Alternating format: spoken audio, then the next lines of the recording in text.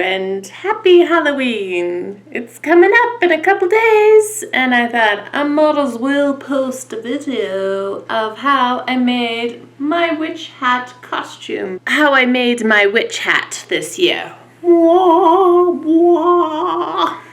Okay, so to start off, I had video recorded how I made the pattern of this hat. And then for some reason my computer had a little bloop or something like that, and now the, video is not there. So I will kind of describe how I came up with the pattern and then bring you up to date of where the actual video starts. I first cut it all out on poster board. I kind of drew it out on paper, regular paper sort of thing. Kind of laid it out of where I wanted the top brim to be, sort of thing, how pointy and curved the back was going to be, sort of thing. And then I cut it all out on poster board, and I'm going to use the pattern poster board thickness with my hat, so it's not something that you just throw away afterwards. It's actually part of the stiffening, because this is a lot of weight sort of thing, aspect sort of thing. So cut it out in paper, kind of put it on your face, look in the mirror. You always want to cut the pattern out bigger than your head. Like, you don't want this part to be really tight and snug where it just won't fit on your head after with all the extra materials that you're going to add and stuff. So I made a larger version, and I wanted it to be quite grand and big, and you don't have to do it this big. This is, over the top, I think. Very heavy, bearable for me for a couple hours on trick-or-treating sort of thing with my kids, but I couldn't wear this all day. It's just not possible. The poster board is not going to be strong enough by itself.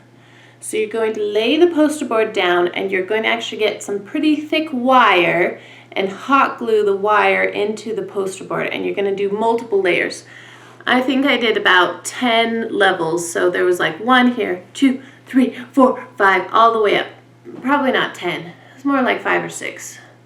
5 or 6 wire layers that go around, and that kind of makes it so you can easily bend it, and it keeps its shape, sort of thing. So you're going to have a layer of poster board, then wires, then another layer of poster board on top. But you're not going to glue the poster board together just quite yet. What you're going to do is you're going to have a layer that you glue the top black fabric to, cut out the fabric and materials. So I've got this kind of silky black top fabric, and you're wanting to cut it out about 1.5 inches larger than the poster board pattern part. So you're going to cut that all out, and you kind of make little slits so that when you hot glue it to the poster board, it nicely wraps around the edge. The slits kind of make it so it's less wrinkly, sort of thing. So you just start on one end and start hot gluing it down. And this is the top part that we're doing. All right, so you're going to attach the poster board, the bottom poster board layer. And you're going to do the kind of repeat process of the black part. So you're going to cut out white fabric. I kind of did a cotton fabric for this part, and then a fleece for the mushroom part. And you're going to cut it about 1.5 inches larger than the cardboard pattern. And then you're going to cut little slits all the way around to the poster board so that you can easily wrap it around. Now this layer poster board has the wire on the top part. You want to make sure that the wire is sandwiched in between the two poster boards. You don't want to be able to see wire right here, and you don't want to see wire right here. So poster board, wire, poster board. or it goes white fabric, poster board, wire, poster board, black fabric, sort of thing. So once you have the two fabrics, the black fabric hot glued and then the white fabric hot glued on the other end, then you can start working on the top part. So this part is pretty easy.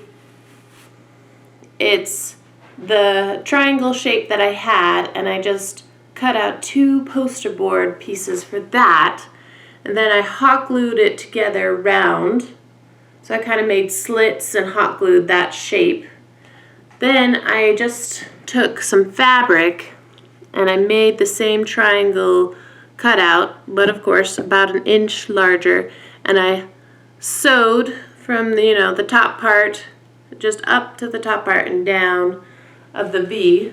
So you've got a seam that goes up and down. And put it onto the triangle cone part and cut some slits on the bottom so that you could easily pull it down and hot glue it in. So really the only sewing that I did with this hat was this seam that goes up and down. The rest is hot glued.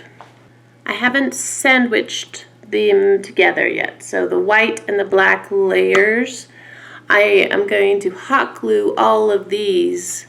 And what I did is I just cut a bunch of strips, about an inch wide strips of fleece, and then I did a bunch of wiggly cuts, all different wiggly cuts, and I just started hot gluing them. So I started on one side, and you can mark in pencil form where you want it to start branching up. So you kind of make this radiant line, like you want to have it be kind of a sunshine. Okay, so that took forever. I think that took like 2 days for me to glue and, take a little break and get back to it, sort of thing. So now I've got the white layer that has the little frilly things and the black layer that needs to be sandwiched together and glued together. Well, you want to insert this part in between the 2 layers. So you're going to have this part, this brim part, and cut a bunch of slits so that you can insert it into that layer. So I glue this part. I think I glued this part first to the black top.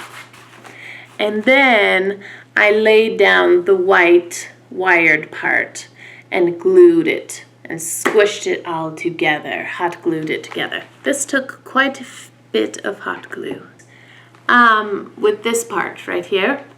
So I needed to kind of stuff this part, because if I needed more like head structure where my head was gonna fit, or it was just gonna sink into my head, sort of thing. So I added batting to this part and then some more fabric to go up in there to add kind of like a inside, so you can see fabric inside, sort of thing. And then I just cleaned up that edge with a nice ribbon. I hot glued the ribbon tie so that it kind of shapes my face. Super long. To add some more details and more like close finishes that you don't really have to do, you can just hot glue this edge down, but I went back and I actually hand stitched these 2 layers down so that it just seemed like it was sewn together, but it wasn't.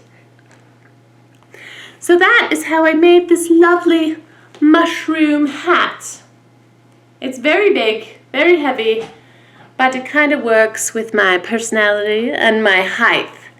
I'm very tall, so this giant hat fits me great. You don't have to though. You could probably cut it like to here and it would just be fine. So it's really up to your preference of how big you want your mushroom witch hat to be.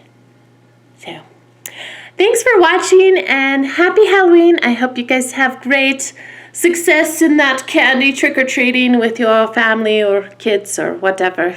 sort of thing, and you party away this weekend. Thanks for watching. Please subscribe for more videos like this. Bye.